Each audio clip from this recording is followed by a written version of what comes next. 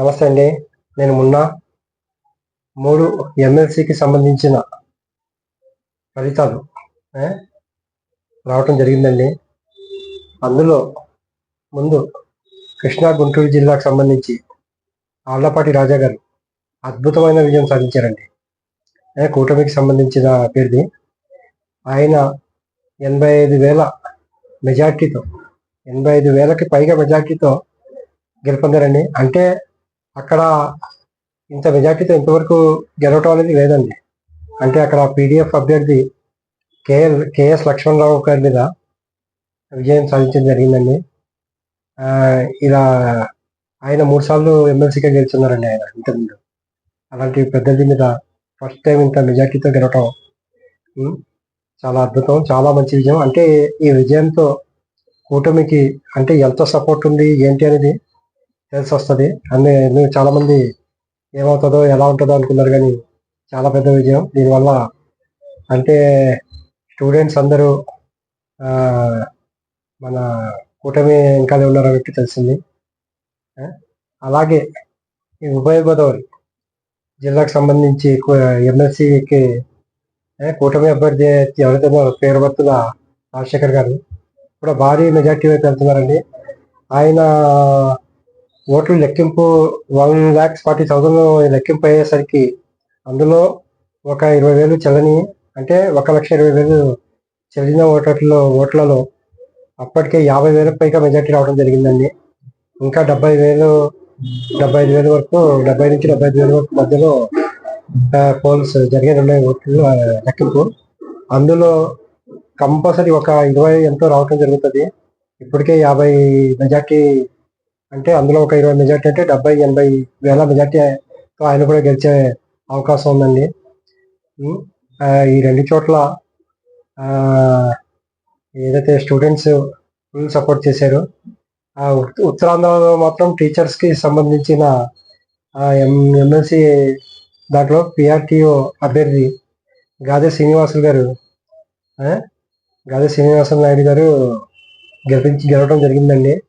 అక్కడ కూటమి అభ్యర్థి సెకండ్ ప్లేస్లో ఉండటం జరిగింది. అలాగే పీడిఎఫ్ అభ్యర్థి చాలా తేడాతో 3వ ప్లేస్లో ఉన్నారు. అంటే పీడిఎఫ్కి అభ్యర్థికి వైసీపీ సపోర్ట్ చేసిందండి. కానీ వైసీపీ వాళ్ళు ఇక్కడ ప్రచారం చేసుకుంది ఏంటంటే వాళ్ళ మీడియాలో ఉత్తరాంధ్రలో అసలు కూటమి భారీ దెబ్బ, భారీ షాక్ అంటున్నారు. కానీ అక్కడ అయింది ఏంటంటే ఎవరైతే అక్కడ గెలిచారో ఉత్తరాంధ్రలో ఆయనకి బీజేపీ వాళ్ళు సపోర్ట్ చేయడం జరిగింది. కూటమికి సంబంధించిన బీజేపీ వాళ్ళు వాళ్ళకి సపోర్ట్ చేయడం జరిగింది. ఇలాగా ఇద్దరు అలాగా ఫస్ట్ సెకండ్ ప్లేస్లో అన్నట్టు వాళ్ళ కొందరు వీళ్ళ కొందరు సపోర్ట్ చేయడం జరిగిందండి కూటమిలో. అందువల్ల అలాగా. కానీ 3వ దెబ్బ పడిన పీడిఎఫ్ వాళ్ళు మాత్రం ఇలా చెప్పుకుంటున్నారు. కానీ గమనించాల్సింది ఏంటంటే ఇక్కడ గ్రాడ్యుయేట్కి సంబంధించిన ఫలితాలండి. ముఖ్యంగా అక్కడైతే వాళ్ళకు వచ్చిన మెజార్టీతో అసలు చాలా తిరుగులేదన్నట్టు అనిపించుకున్నారు వాళ్ళు. అదొకటి మంచి పరిణామం. ఇంకా ఏదైతే మాజీ మంత్రి విడదల రజని గారండి తొందరలో అరెస్ట్ కాబోతున్నారండి. ఆమె మీద ఏసీబీ వాళ్ళు 2-3 రోజుల్లో కేసు పెట్టడం జరుగుతుంది. అంటే ఆమె పల్నాడు జిల్లాలో ఎడ్లపాడులోని శ్రీలక్ష్మి బాలాజీ స్టోన్ క్రషర్ వాళ్ళతో 2,20,00,000 వసూలు చేయడం జరిగిందండి. అంటే ఇక్కడ బిజినెస్ చేసుకోవాలంటే మీరు ఈ మొత్తం ఇవ్వాల్సిందేనని చెప్పడం జరిగింది. బెదిరింపులకి గురి చేయడం జరిగింది. తర్వాత వాళ్ళు వైసీపీలో ఉన్నప్పుడు కూడా చెప్పారు, కానీ ఇప్పుడు కూటమి వచ్చాక వాళ్ళు మళ్ళీ కేసు పెట్టడం జరిగింది. ఈ కేసు అప్పటి నుంచి జరుగుతుంది, కానీ ఇప్పుడు మొత్తం సాక్ష్యాధారాలు అన్నీ లభించడం వల్ల ఏసీబీ ఒక 2-3 రోజుల్లో వాళ్ళ దగ్గరికి ఎట్టి పరిస్థితుల్లో కేసు నమోదు చేస్తారు. దాని తర్వాత ఆమె కూడా అరెస్ట్ చేయడం, అంటే పెద్ద వాళ్ళు అందరూ కూడా అరెస్ట్ అవటం వైసీపీకి చాలా పెద్ద షాక్ అండి. అలాగే పైనీర్ సర్వేనండి చాలా గమ్మత్తైన సర్వే ఇచ్చింది. అంటే మొన్న అసెంబ్లీలో 60 రోజులు రాని వాళ్ళకి అనర్హత వేటు వేస్తారని ఏదైతే చెప్పారో, మొన్న వచ్చారు కానీ ఆ 11 ఎమ్మెల్యేలు 11 నిమిషాలే ఉండి వెళ్ళిపోయి రికార్డ్ సృష్టించారు. అది వాళ్ళ అందరికీ తెలుసు. కానీ అక్కడ వాళ్ళు వచ్చింది అందులో లెక్కలో రాదండి. ఎందుకంటే వాళ్ళు ఇంకా కొంచెం గవర్నర్ గారి ప్రసంగం అయ్యాక కొంచెంసేపు ఉండి వెళ్ళాల్సిందే. కానీ వాళ్ళు అదే టైంలో గొడవ చేసుకెళ్ళిపోవటం వల్ల డిస్క్వాలిఫై అయితే గనక ఏంటి అంటే ఉప ఎన్నికలకు జరిగితే ఈ 11 స్థానాలకు అన్నట్టు చెప్పుకోవడం జరిగిందండి వాళ్ళు పైన వాళ్ళు. అందులో వాళ్ళు చెప్పింది ఏంటంటే 11 స్థానాలకి క్లియర్గా చెప్పారు ఎక్కడ ఎన్ని మెజార్టీ వచ్చింది, ఇప్పుడు ఏమవుతుంది అని చెప్పారు. అందులో పులివెందుల జగన్ గారు ఏదైతే 60,000 మెజార్టీతో గెలిచారో ఇప్పుడు 30,000 రావు మెజార్టీ వస్తుంది. ఒక 10 అటు 10,000 ఇటు ఏమైనా అవ్వచ్చు. అంటే 20,000 రావచ్చు, 40,000 రావచ్చు, కానీ 30,000 అన్నట్టు లెక్క. అంటే ఆయన మెజార్టీ తగ్గుతుంది అన్నట్టు చెప్పారు ఇప్పుడు ఉప ఎన్నికలు జరిగితే. అలాగే బద్వేల్లో కూడా లాస్ట్ టైం ఎవరైతే గెలిచారో వాళ్ళకి సంబంధించి 40,000 ఏదో వచ్చింది మెజార్టీ. ఇప్పుడు వాళ్ళకు కూడా ఇక 20,000 తగ్గి అలా. అంటే ఇలాగా వాళ్ళు చెప్పింది ఏంటంటే 11 స్థానాలకు సంబంధించి 4 చోట్ల గెలిచే అవకాశం ఉందంటండి. 7 చోట్ల ఓడిపోతారంట. అంటే వాళ్ళ పరిపాలన వాళ్ళు తర్వాత వాళ్ళ కేసులు ఒక్కొక్కటిగా దొరుకుతున్న ఇష్యూలు కానీ వాళ్ళు ఇంకా గ్రాఫ్ తగ్గటం కానీ దానికి సంబంధించి వాళ్ళు సర్వే చేయడం జరిగింది. ఇప్పుడు వాళ్ళ గ్రాఫ్ని బట్టి వాళ్ళు చెప్పారు. అంటే ఏదైతే 4 స్థానాలు గెలుస్తారో వాళ్ళు కూడా మెజార్టీ చాలా తక్కువతో గెలుస్తారు అన్నట్టు చెప్పుకొని వచ్చారు. ఇంకా పోసాని కృష్ణమూర్తి కేసు అండి.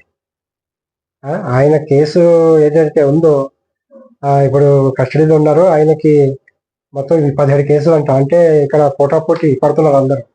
మేము తీసుకెళ్తాం అంటే మేము తీసుకెళ్తాం నెక్స్ట్ అని. అంటే ఇప్పట్లో ఆయన బయటికి వచ్చేలాగా లేదండి. ఎందుకంటే ఆయన మీద కేసులు ఎక్కువైపోయాయి. ఇంకా పోలీసులు పోటీ పడుతున్నారంట. మేము తీసుకెళ్తామంటే మేము తీసుకెళ్తాం, మేము విచారిస్తామంటే మేము విచారిస్తాం. ఇంకా చూడాలి అలా ఉంది ఆయన పరిస్థితి చూస్తే. అలాగే మన ఆస్కార్ అవార్డ్స్ అండి. నిన్న ఏదైతే ఆస్కార్ అవార్డ్స్ విన్నర్స్ ప్రకటించారో 97వ ఆస్కార్ అవార్డులకు సంబంధించి అనోరా సినిమాకండి 5 అవార్డ్స్ దొరికాయి. అందులో ఉత్తమ నటిగా హీరోయిన్కి దొరకడం జరిగింది. అలాగే దర్శకుడికి మొత్తం 4 అవార్డులు దొరికాయండి ఆస్కార్. చాలా గొప్ప విషయం. ఫస్ట్ టైం అనుకుంటుంది. ఎందుకంటే ఒక్క పర్సన్కి అంటే దర్శకుడు విభాగంలో, అలాగే నూతన చిత్రం, అలాగే ఎడిటింగ్, అలాగే స్క్రీన్ ప్లే, ఈ 4 దాంట్లో కూడా ఆయనకి ఈ అవార్డు దొరకడం జరిగిందండి. చాలా గొప్ప విషయం. ఏంటంటే ఆయన చాలా మాట్లాడుతూ చాలా భాగోద్వేగానికి గురయ్యారండి ఆయన. చాలా ఆయన అంటే ఆ సినిమా ఒక హీరోని వ్యభిచారితో వైశ్యతో జరిగే కాన్సెప్ట్ చాలా బాగా తీశారు. అంటే చాలా భారీ బడ్జెట్ సినిమా కాదు, చాలా తక్కువ ఖర్చులో తీసిన సినిమా ఇలాంటి అవార్డులు వచ్చాయి. ఇది కూడా చాలా గొప్ప విషయం. అలాగే ఈరోజు గొప్ప మ్యాచ్ అండి మన ఇండియా ఆస్ట్రేలియాకి సంబంధించి. చాలా మంచి మ్యాచ్. అదేంటంటే ఈ సెమీఫైనల్లో ఫస్ట్ మ్యాచ్ అనమాట. ఈ మ్యాచ్లో గెలిస్తే ఎవరు గెలుస్తారో వాళ్ళు ఫైనల్కి వెళ్తారు. ఏంటంటే కొంచెం ఆస్ట్రేలియా అంటే ప్రతిసారి గట్టి పోటీ ఉంటుంది. లాస్ట్ టైం జరిగిన పోటీలో ఆస్ట్రేలియా గెలవడం జరిగిందండి ఫైనల్లో. దానికి ఇప్పుడు ఇది తీర్చుకున్నట్టు ఉంటుంది. ఇదైతే మంచి అవకాశం ఇండియాకి, ఎందుకంటే మంచి ఫామ్లో ఉన్నారు. ఈ మ్యాచ్ తప్పకుండా గెలవాలని కోరుకుందాం. ఇలాగా 4-5 న్యూస్ చేసుకుంటున్నాను నేను. దానికి మీరు ఈ న్యూస్ నచ్చితే కనుక లైక్ చేయండి, సపోర్ట్ చేయండి, సబ్స్క్రైబ్ చేయండి.